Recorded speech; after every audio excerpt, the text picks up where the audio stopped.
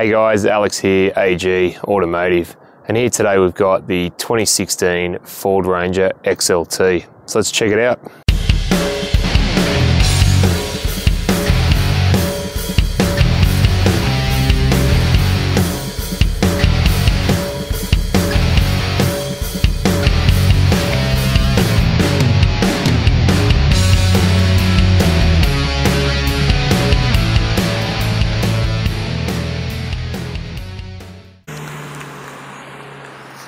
Alright, so the 2016 Ranger. So we'll start at the front here. We've got the light bezel there, you've got the projector lights and the halogen light there. And I think it's a nicer update. And further down below, you've got the driving lights. And this one's actually been upgraded. The grille has been upgraded, now says Ford. And there is a light bar and a nudge bar, as well as a two-way aerial there as well.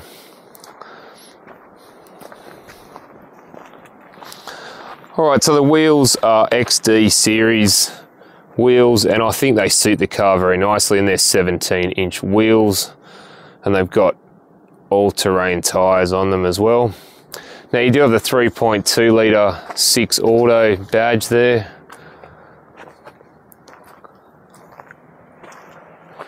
Then we'll come around to the back. Now I like the tail light display, how this is done on the PX2 Rangers. I think it looked nice. You've got the big Ford badge. It says Ranger XLT. And this one's got a tonneau cover on it. And I'll just open that up. The owners have got a few bits and pieces in there. You can hold 800 kilos in the tray as well. And it is rated for 3.5 ton towing as well on this one. Now, another thing I like, the Rangers, they've got the sports bar on the back. I think it sort of makes it that sort of bit more sportier look, a bit nicer. All right, let's go and have a look inside.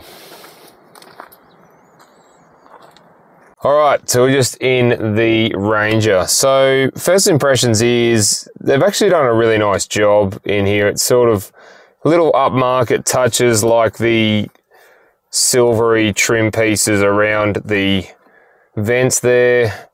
They've got a nice leather steering wheel with minimal buttons. And yeah, it's pretty roomy in here.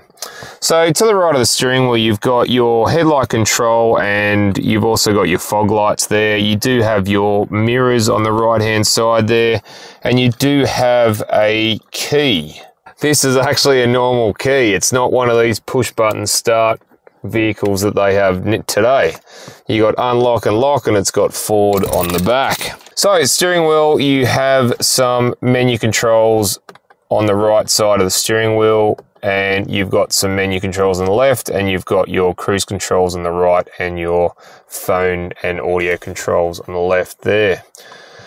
So coming over to the Ford Sync system, you do have a few options. You've got your phone there, you've got Android Auto and Apple CarPlay. You do also have navigation there, and I'll show you that. It does look a little bit dated though. I mean, it is sort of 6-7 years old now, so it does look a bit dated, but it does work okay. So you do have your climate control settings there on the screen, and you've also got your entertainment or radio there, and you have AM, FM and digital radios there. You've got CD and USB on this one as well. So further down, you've got some shortcut buttons for the media screen, and on the left you got your volume knob. Like you know, I'm pretty partial to those, and the tuning knob on the right. And then further down from there, you do have your dual zone climate control. Pretty easy to operate there. And then further down from there, you do have a whole heap of pocket space. The owners have filled it with bits and pieces there. And then we'll come to the gear selector, PRND and sport mode there, should you wish. And then in front of that, you do have your traction control, your rear locking diff and your hill descent control, as well as your 4-wheel drive indicator 2 high, 4 high or 4 low. Now, the owners also have fitted a two-way radio, which is also very handy when you go away or off the beaten track. And further down from there, you do have twin cup holders there, and you've got a proper handbrake. Again, that's something I really, really like. And the armrest, again, I'll be honest, it's a bit hard. It's a bit sort of hard plasticky, and obviously the owners have filled it with bits and pieces. So coming to the glove box there, it's very, very large. The owners have again filled it with lots and lots of stuff. So the seats, they're very, very comfortable. They're just cloth trim seats, and the owners have fitted some lamb's wool or sheepskin seat covers, which make them a little bit nicer. All right, let's go and have a look what's in the back. All right, so in the back of the Ranger, now it's really reasonably comfortable back here. Now I'm 6'1", 185 centimeters, and you have a look, I've got plenty of headroom there, and knee room and leg room is actually pretty good, and this seat is set up for me, which is really good. Now for the rear passengers, you do get a nice comfy armrest and twin cup holders there, as well as you get a 12 volt plug and a 230 volt 150 watt AC adapter there as well.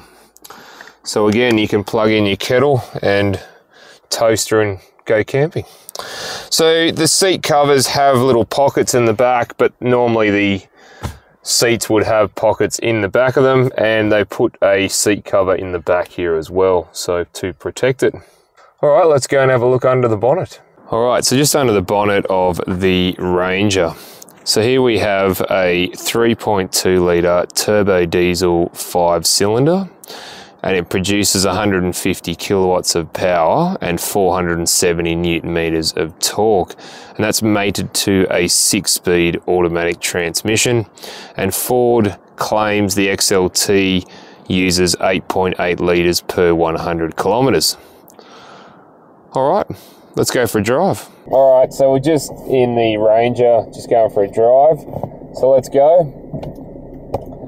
And we've got a special guest today. So we've got Jared, or better known as JTGARBO, on YouTube. And make sure you go and check out his channel and subscribe, as he's got a channel as well. And yeah, so here we are in the Ranger. So what are your thoughts, Jared? It's a great 4B. It's got a lot of fundamental features about it. It does, yeah. Even vision out the front is really, really good. It is, yeah. Vision out the back is really good too. You get a lot of width and a lot of depth there. Yeah. Vision out the sides again is really good, all the way to the back, and the mirrors are big enough and wide enough and have a good field of view there. And we're just sort of on some bumpy terrain and smooth terrain, so we sort of differentiate. Yeah. Thank you. Yeah, with what we're doing today. So we're just going for a little bit of a drive everywhere. Now, as you know, the Rangers can go on the road or off the road, and so far it's going really well. It handles really well. The steering's really nice, and we're on a smooth surface at this stage. Even the brakes are holding up really well.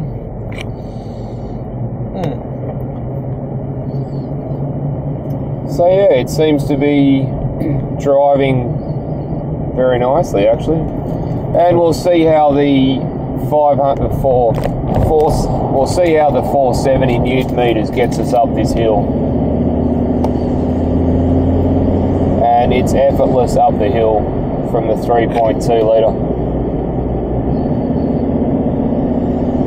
Very,